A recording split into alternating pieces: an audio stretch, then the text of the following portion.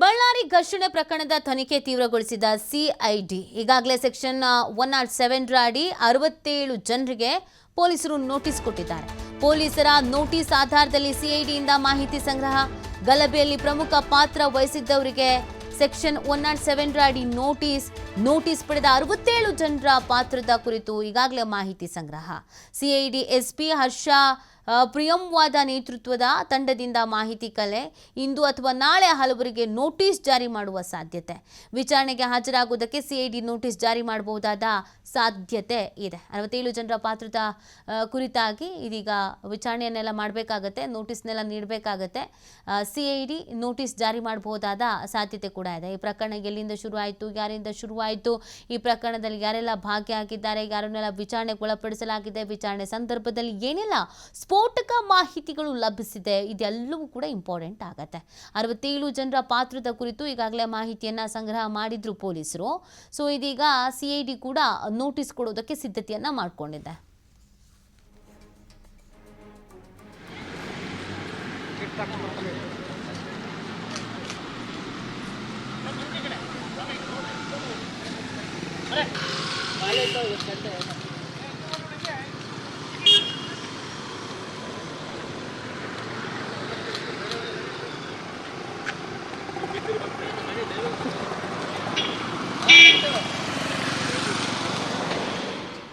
ಈ ಬಗ್ಗೆ ಮತ್ತಷ್ಟು ಮಾಹಿತಿಯನ್ನು ನೀಡ್ತಾರೆ ನಮ್ಮ ಪ್ರತಿನಿಧಿ ಸಿದ್ದು. ಬಳ್ಳಾರಿಯಿಂದ ಲೈವ್ನಲ್ಲಿ ಜಾಯ್ನ್ ಆಗ್ತಾ ಇದ್ದಾರೆ. ಸಿದ್ದು, ಈ ಪ್ರಕರಣ ಸಿಐಡಿ ಹೆಗಲಿಗೆ ವಹಿಸಿದ ನಂತರ ತನಿಖೆ ಕೂಡ ಚುರುಕು ಪಡ್ಕೊಂಡಿದೆ.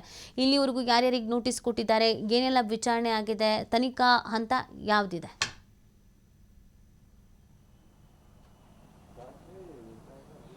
ಖಂಡಿತವಾಗ್ಲೂ ನೀತಿ ಈಗ ಸರ್ಕಾರ ಏನು ಗಲಭೆ ಏನಿದೆಯಲ್ಲ, ಈ ಗಲಭೆಯನ್ನ ಸಿಐಡಿಗೆ ಒಪ್ಪಿಸಿರುವಂಥದ್ದು. ಈಗ ಸಿಐಡಿ ಅಧಿಕಾರಿಗಳು ಸಹ ಬಳ್ಳಾರಿಯಲ್ಲಿ ಬೀಡು ಬಿಟ್ಟಿದ್ದಾರೆ. ಸಾಕಷ್ಟು ಮಾಹಿತಿಗಳನ್ನು ಸಹ ಪಡೆದುಕೊಂಡ್ರು. ಮೊಟ್ಟ ಮೊದಲಿಗೆ ಬಂದ ದಿವಸನೇ SP ಆದಂಥ ಸುಮನ್ ಡಿ ಪನ್ನೇಕರ್ ಅವರ ನೇತೃತ್ವದಲ್ಲಿ ಒಂದು ಮೀಟಿಂಗನ್ನು ಸಹ ಮಾಡಿದ್ರು. ಮೀಟಿಂಗ್ನಲ್ಲಿ ಇನ್ವೆಸ್ಟಿಗೇಷನ್ ಆಫೀಸರ್ ಆದಂಥ 4 ಜನ ಇದ್ರು. ಆ 4 ಜನರಿಗೆ ಒಂದೊಂದು ಕೇಸನ್ನು ಕೊಡಲಾಗಿತ್ತು. ಅದರಲ್ಲೂ 4 ಕೇಸ್ಗಳೇನಿತ್ತು, ಆ 4 ಕೇಸ್ಗಳ ಕುರಿತಾಗಿ ಸಿಐಡಿ ಅವರಿಗೆ ಒಂದು 4 ಟಿವಿಗಳ ಹಾಕುವ ಮುಖಾಂತರ ಅವರಿಗೆ ಎಕ್ಸ್ಪ್ಲೈನ್ ಅನ್ನ ಸಹ ಮಾಡಿದ್ರು. ಅದರಲ್ಲೂ ಕೆಲವೊಂದಿಷ್ಟು ವಿಸಲ್ಗಳನ್ನು ತೋರಿಸಿದ್ರು, ಆ ಫೈರಿಂಗ್ ಆಗಿರುವಂತಹ ವಿಡಿಯೋಗಳನ್ನ ತೋರಿಸಿದ್ರು, ಆಮೇಲೆ ಕಲ್ಲು ತೂರಾಟದ ವಿಡಿಯೋಗಳನ್ನ ತೋರಿಸಿದ್ರು. ಜನಾರ್ದನ್ ರೆಡ್ಡಿ ಅವರು ಎಲ್ಲಿಂದ ಎಲ್ಲಿವರೆಗೂ ಬಂದ್ರು, ಅವರು ಎಲ್ಲಿಂದ ಮನೆಗೆ ಹೋದ್ರು, ಮತ್ತು ಗಲಾಟೆ ಯಾವ ರೀತಿ ಪ್ರಾರಂಭ ಆಯಿತು, ಗಲಾಟೆಯಲ್ಲಿ ಯಾರೆಲ್ಲ ಭಾಗಿಯಾಗಿದ್ರು, ಯಾವ ರೀತಿ ಗನ್ಮ್ಯಾನ್ ಫೈರ್ ಮಾಡಿದ್ರು ಅಥವಾ ಗಾಳಿಯಲ್ಲಿ ಯಾರೆಲ್ಲ ಗುಂಡೆಲ್ಲ ಹಾರಿಸಿದ್ರು ಅನ್ನುವಂಥದ್ದನ್ನ ಕೂಡ ಕೆಲವೊಂದಿಷ್ಟು ವಿಡಿಯೋಗಳನ್ನ ಇನ್ವೆಸ್ಟಿಗೇಷನ್ ಆಫೀಸರ್ ಸಿಐಡಿ ಅಧಿಕಾರಿಗಳಾದಂಥ ಹರ್ಷ ಪ್ರಿಯಂ ಏನಿದ್ದಾರೆ ಅವರ ಮುಂದೆ ಇಂಚಿಂಚಾದ ಮಾಹಿತಿಯನ್ನು ಸಹ ಇಡುವಂತ ಕೆಲಸವನ್ನ ಮಾಡಿದ್ರು. ಅದರ ಜೊತೆಯಾಗಿ ಈಗ ಸೆಕ್ಷನ್ 107 ಅಡಿಯಲ್ಲಿ ಕೆಲವೊಂದಿಷ್ಟು ಜನರಿಗೆ ನೋಟಿಸ್ ಅನ್ನ ಕೊಡಲಾಗಿದೆ. 67 ಜನರಿಗೆ ನೋಟಿಸ್ ಅನ್ನ ಕೊಟ್ಟಿದ್ದಾರೆ ಅನ್ನುವಂತಹ ಮಾಹಿತಿ ಕೂಡ ಲಭ್ಯವಾಗ್ತಾ ಇದೆ. ಜೊತೆಗೆ ಅವರು ತಹಸೀಲ್ದಾರ್ ಕೋರ್ಟ್ಗೆ ಬರಬೇಕಾಗತ್ತೆ, ಕೋರ್ಟ್ಗೆ ಬಂದು ಭೇಟಿ ನೀಡಬೇಕಾಗತ್ತೆ. ಭೇಟಿ ನೀಡಿದಂತಹ ಸಂದರ್ಭದಲ್ಲಿ ಕೆಲವೊಂದಿಷ್ಟು ಅವರಿಗೆ ಪ್ರಶ್ನೆಗಳನ್ನು ಹಾಕುವಂತ ಕೆಲಸವನ್ನ ಅಧಿಕಾರಿಗಳು ಸಹ ಮಾಡಲಿದ್ದಾರೆ. ಯಾಕಂದ್ರೆ ಗಲಾಟೆ ಆದಂತಹ ಸಂದರ್ಭದಲ್ಲಿ ನೀವು ಗಲಭೆಗೆ ಯಾಕೆಲ್ಲ ಭಾಗಿಯಾಗ್ದ್ರಿ, ಗಲಭೆ ಭಾಗಿಯಾಗೋದಕ್ಕೆ ನಿಮ್ಗೆ ಯಾರಾದ್ರೂ ಕರೆ ಹೇಳಿದ್ರಾ, ಅಥವಾ ನೀವು ದುಡ್ಡು ತಗೊಂಡು ಹೋಗಿದ್ರಾ, ಅಥವಾ ಯಾಕೆ ಹೋದ್ರಿ, ಅಥವಾ ಹೋದಂತಹ ಸಂದರ್ಭದಲ್ಲಿ ನೀವು ಕಲ್ಲು ತೂರಾಟ ಮಾಡ್ಬೇಕಂತ ಯಾಕೆ ಅನ್ನಿಸ್ತು, ಆ ಪ್ರಚೋದನೆ ಯಾಕಾಯ್ತು, ಯಾರಿಂದ ಪ್ರಚೋದನೆ ಆಯಿತು ಅನ್ನುವಂಥ ಪ್ರಶ್ನೆಗಳನ್ನು ಸಹ ಕೆಲವೊಂದಿಷ್ಟು ಅಧಿಕಾರಿಗಳು ಸಹ ಕೇಳುವಂತಹ ಸಂದರ್ಭ ಕೂಡ ಇದೆ. ಸದ್ಯ ಈಗ ಆ ಸಂದರ್ಭದಲ್ಲಿ 67 ಜನರಲ್ಲಿ ಈ ನೋಟಿಸ್ ಅನ್ನ ಕೊಡಲಾಗಿದೆ. ನೋಟಿಸ್ ಯಾವ ರೀತಿ ಕೊಟ್ಟಿದೆ ಅಂದ್ರೆ 37 ಜನರನ್ನ ಬಿಜೆಪಿ ಕಾರ್ಯಕರ್ತರ ಏನಿದೆ ಅವರಿಗೆ ನೋಟಿಸ್ ಅನ್ನ ಕೊಡಲಾಗಿದೆ. ಜನಾರ್ದನ್ ರೆಡ್ಡಿ ಆಗಿರ್ಬೋದು, ಸೋಮಶೇಖರ್ ರೆಡ್ಡಿ ಆಗಿರ್ಬೋದು, ಶ್ರೀರಾಮ್ಲು ಆಗಿರ್ಬೋದು, ದಮ್ಮೂರ್ ಶೇಖರ್ ಆಗಿರ್ಬೋದು, ಆಮೇಲೆ ಇವರು ಬಿಜೆಪಿಯಿಂದ ಆದರೆ ಕಾಂಗ್ರೆಸ್ ಇಂದ ಕೆಲವರಿಗೆ ಕೊಡಲಾಗಿದೆ. ಅದು ಭರತ್ ರೆಡ್ಡಿ ಸೇರಿದಂತೆ ಕೆಲವೊಂದಿಷ್ಟು ಜನರನ್ನ ನೇಮನ ಕೊಡಲಾಗಿದೆ ಅನ್ನುವಂಥ ಪ್ರಾಥಮಿಕ ಮಾಹಿತಿ ಸಹ ತಿಳಿದು ಬಂದಿದೆ.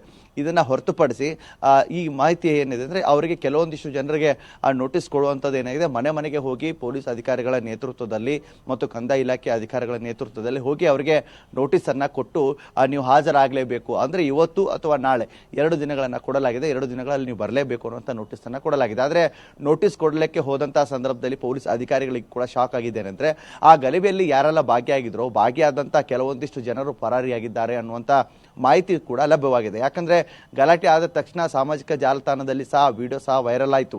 ಆ ವಿಡಿಯೋ ಆಧಾರದ ಮೇಲೆ ಎಲ್ಲಿ ನಮ್ಮನ್ನ ಅರೆಸ್ಟ್ ಮಾಡ್ತಾರೆ ಅಂತ ಹೇಳ್ಬಿಟ್ಟು ಗಲಭೆಯಲ್ಲಿ ಭಾಗಿಯಾಗಿರುವಂತವರು ಕೆಲವೊಂದಿಷ್ಟು ಜನ ಏನೋ ಪರಾರಿಯಾಗಿದ್ದಾರೆ ಅನ್ನುವಂಥದ್ದು ಕೂಡ ತಿಳಿದು ಬಂದಿದೆ. ಈಗ ಸದ್ಯ ಪೊಲೀಸರು ಸಹ ಅವರ ಮನೆಗೆ ಹೋಗಿ ಆ ನೋಟಿಸನ್ನು ಕೊಡಲಾಗಿದೆ. ಆ ನೋಟಿಸ್ ಇಷ್ಟೇ, ಆ ನೋಟಿಸ್ಗೆ ಬಂದು ಹಾಜರಾಗಬೇಕು, ಹಾಜರಾಗಿಲ್ಲ ಅಂದರೆ ನಾವು ಕಸ್ಟಡಿ ತೆಗೆದುಕೊಳ್ಬೇಕಾಗತ್ತೆ ಅನ್ನುವಂಥದ್ದನ್ನು ಕೂಡ ಹೇಳಲಾಗಿದೆ.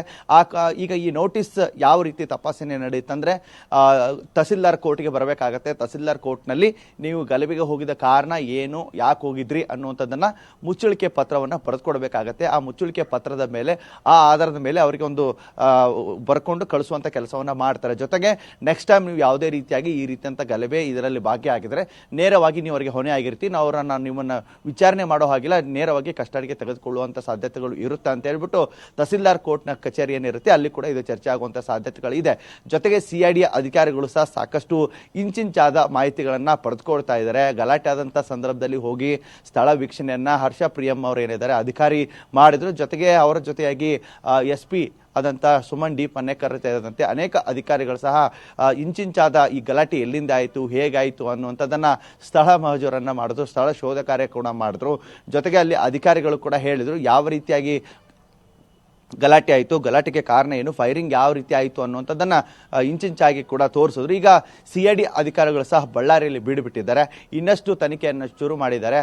ಇನ್ನೂ ಕೆಲವರಿಗೆ ನೋಟಿಸ್ ಕೊಡುವಂತ ಸಾಧ್ಯತೆಗಳು ಕೂಡ ಇದೆ ಅಂತ ಹೇಳ್ಬೋದಾಗಿದೆ. ನೀತಿ ಸಿದ್ದು, ಇಲ್ಲಿವರೆಗೂ ತನಿಖೆ ಆಂಗಲ್ಸ್ ನಾವು ನೋಡ್ತಾ ಇದ್ದಾಗ ಅಂದ್ರೆ ತನಿಖೆ ಚುರುಕಾಗಿಲ್ಲ ಅನ್ನೋದೊಂದಿಗಿತ್ತು. ಈಗ ಕೆಲವರಿಗೆ ನೋಟಿಸ್ ಕೊಡ್ಲಾಗಿದೆ, ತನಿಖೆ ಚುರುಕು ಪಡ್ಕೊಳ್ತಾ ಇದೆ ಅಂತ. ಬಟ್ ಬಿಜೆಪಿಗರ ಆರೋಪ ಏನಿದೆ, ಜನಾರ್ದನ್ ರೆಡ್ಡಿ ಅವರ ಆರೋಪ ಏನಿದೆ, ಇದರಲ್ಲಿ ಪ್ರಾಮಾಣಿಕವಾಗಿ ತನಿಖೆ ನಡೆಯುತ್ತೆ ಅನ್ನೋದು ನಮಗೆ ಅನುಮಾನ ಇದೆ ಅಂತ. ಹಾಗಾಗಿ ಸಿಐಡಿ ಅಧಿಕಾರಿಗಳ ಮೇಲೆ ಎಷ್ಟು ಮಟ್ಟಿಗೆ ಒತ್ತಡ ಅನ್ನೋದು ಇದೆ ಅಂತ ತನಿಖೆಗೆ ಸಂಬಂಧಪಟ್ಟಂತೆ?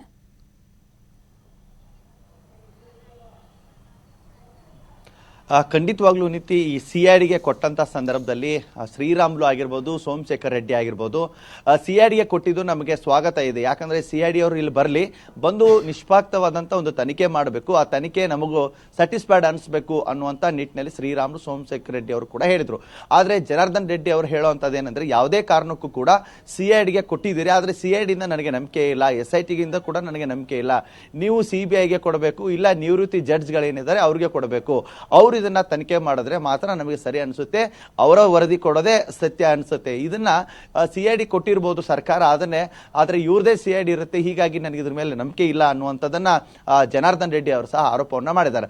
ಆದ್ರೆ ಸರ್ಕಾರ, ನಮ್ಮಲ್ಲೇ ಅಧಿಕಾರಿಗಳು ಸಾಕಷ್ಟು ಪ್ರಾಮಾಣಿಕತೆಯಿಂದ ಮಾಡೋರಿದ್ದಾರೆ, ನಮ್ಮಲ್ಲೇ ಅಷ್ಟೇ ತನಿಖಾ ತಂಡ ಇದೆ, ಹೀಗಾಗಿ ನಾವು ಸಿಐಡಿಗೆ ಕೊಡೋದಕ್ಕೆ ರೆಡಿ ಇದೀವಿ ಅನ್ನುವಂಥ ನಿಟ್ಟಿನಲ್ಲಿ ಈಗ ಸಿಐಡಿಗೆ ಒಲಿಸಿ ಕೊಟ್ಟಿದೆ. ಈಗ ಸಿಐಡಿ ಅಧಿಕಾರಿಗಳಿಗೆ ಕೂಡ ಅಷ್ಟೇ ಒತ್ತಡ ಇದೆ. ಯಾಕಂದ್ರೆ ಸರ್ಕಾರ ಯಾವುದೇ ರೀತಿಯಾಗಿ ನಿಷ್ಪಾಕ್ಷ ಇಲ್ಲಿ ಕೆಲಸ ಮಾಡಬೇಕು, ಯಾರನ್ನು ನೋಡಬಾರ್ದು, ಯಾರದೇ ತಪ್ಪಿರಲಿ, ಆ ತಪ್ಪು ಸರಿನೋ ಗೊತ್ತಿಲ್ಲ, ನಿಮಗೆ ಸ್ಥಳದಲ್ಲಿ ಏನ್ ಸಿಗುತ್ತೋ ಮಾಹಿತಿ, ಏನೆಲ್ಲ ವರದಿ ಸಿಗುತ್ತೋ ಆ ವರದಿಯನ್ನ ನೀವು ಸರ್ಕಾರಕ್ಕೆ ಒಪ್ಪಿಸಬೇಕು ಅನ್ನುವ ನಿಟ್ಟಿನಲ್ಲಿ ಸಿಐಡಿ ಅಧಿಕಾರಿಗಳಿಗೆ ಕೂಡ ಅಷ್ಟೇ ಒತ್ತಡ ಇದೆ. ಹೀಗಾಗಿ ಸಿಐಡಿ ಅಧಿಕಾರಿಗಳು ಸಹ ಇಂಚಿಂಚಾದ ಮಾಹಿತಿಯನ್ನು ಬಿಡ್ತಾ ಇಲ್ಲ. ಕನಿಷ್ಠ ಇಲ್ಲಂದ್ರೂ 4 ವಿಡಿಯೋಗಳನ್ನ ಅಂದ್ರೆ 4 ಟಿವಿಗಳನ್ನ ಹಾಕುವ ಮೂಲಕ ಕನಿಷ್ಠ 3 ಗಂಟೆಗಳ ಕಾಲ ನಿರಂತರವಾಗಿ ಇಂಚಿಂಚಾದ ವಿಡಿಯೋಗಳನ್ನ ಇನ್ವೆಸ್ಟಿಗೇಷನ್ ಆಫೀಸರ್ಗಳು ಏನಿದ್ರು ತೋರಿಸಿದ್ದಾರೆ. ಫೈರಿಂಗ್ ಆಗಿರ್ಬೋದು, ಜನಾರ್ದನ್ ರೆಡ್ಡಿ ಎಲ್ಲಿಂದ ಬಂದಾಗ ಹೋದ್ರು, ಜನಾರ್ದನ್ ರೆಡ್ಡಿ ಆರೋಪ ಕೂಡ ಇತ್ತು. ಯಾಕಂದ್ರೆ ನನ್ನನ್ನು ಹತ್ಯೆ ಮಾಡುವಂತ ಸಂಚು ಇವರು ಮಾಡಿದ್ದಾರೆ ಅನ್ನುವಂಥ ಆರೋಪ ಬಹಳ ಗಂಭೀರವಾದಂತ ಆರೋಪ. ಹಂಗಂದ್ರೆ ಜನಾರ್ದನ್ ರೆಡ್ಡಿ ಎಷ್ಟು ಗಂಟೆಗೆ ಬಂದ್ರು, ಎಲ್ಲಿಂದ ಹೋದ್ರು, ಅವಾಗ ಎಲ್ಲಿ ಫೈರ್ ಆಯ್ತು ಅನ್ನುವಂಥದ್ದು ಏನಿದೆಯಲ್ಲ ಆ ವಿಡಿಯೋಗಳನ್ನ ಕೂಡ, ಸಾಕ್ಷಿ ಆಧಾರಗಳನ್ನ ಕೂಡ ಇವರು ಚೆಕ್ ಮಾಡುವಂತ ಕೆಲಸವನ್ನ ಸಹ ಮಾಡಿರುವಂತದ್ದು ಕೂಡ ಇದೆ. ಹೀಗಾಗಿ ಈಗ ಆರೋಪ ಪ್ರತ್ಯಾರೋಪ ನಡೀತಾನೆ ಇದೆ. ಆದ್ರೆ ಸಿಐಡಿ ಅಧಿಕಾರಿಗಳು ಸಹ ಬಳ್ಳಾರಿಗೆ ಎಂಟ್ರಿ ಕೊಟ್ಟಾದ ನಂತರ ಈಗ ಸಾಕಷ್ಟು ಚುರುಕಾಗಿ ಕೆಲಸ ಪ್ರಾರಂಭವಾಗಿದೆ, ಸಾಕಷ್ಟು ಮಾಹಿತಿಗಳನ್ನ ಪಡೆದುಕೊಳ್ತಾ ಇದ್ದಾರೆ. ಇಲ್ಲಿ ನಡೆಯುವಂತ ತನಿಖಾ ತಂಡ ಏನಿದೆ ಆ ತನಿಖೆಯನ್ನ ಕೂಡ ಸರ್ಕಾರಕ್ಕೆ ಮುಟ್ಟಿಸುವಂತ ಕೆಲಸವನ್ನ ಸಿಐಡಿ ಅಧಿಕಾರಿಗಳು ಸಹ ಮಾಡ್ತಾ ಇದ್ದಾರೆ. ನೀತಿ, ಓಕೆ, ಥ್ಯಾಂಕ್ ಯು ಸಿದ್ದು, ತಮ್ಮ ಡೀಟೇಲ್ಸ್ಗಾಗಿ.